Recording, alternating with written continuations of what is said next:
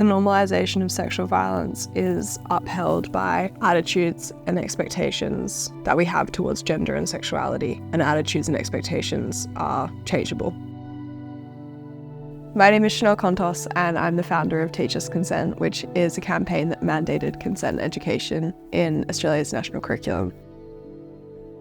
I started at UNSW doing business information systems, and after doing some industry placement work, realised that my true passions didn't lie solely with technology, but more so the way technology intersects with people and social good.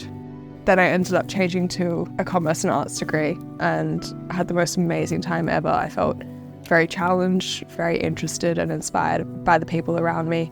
And it really kind of broadened my horizons of what I was interested in and methods of thinking about things, which really shaped what I did after university, which was start a master's in education and gender.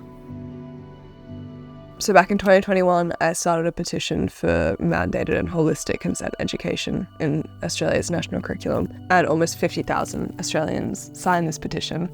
Teachers Consent as a campaign has resulted in mandated consent education from kindergarten until year 10 every year in all Australian schools. And in addition to that, we've also advocated for millions to be channeled towards the sexual violence prevention sector. We also had some really exciting legislation changes, some that we're directly responsible for and others that we've heavily supported, such as affirmative consent legislation. A lot of the work I do and talk about is encouraging people at an individual level to be an agent for change in this culture. And I see a lot of value in that, especially while simultaneously Teachers Consent works with government to change policies and legislations to give those kind of more structural boundaries. I guess ultimately we're not just trying to prevent sexual violence, we're actually trying to promote healthy intimacy. And that doesn't have to be just between romantic partners, it can be between friends, between parents and children, between educators and children, and ultimately having a culture of respect and consent that goes through all sorts of relationships. Progress for all to me is every individual having the true capabilities to choose how often and who they have sexual intercourse with.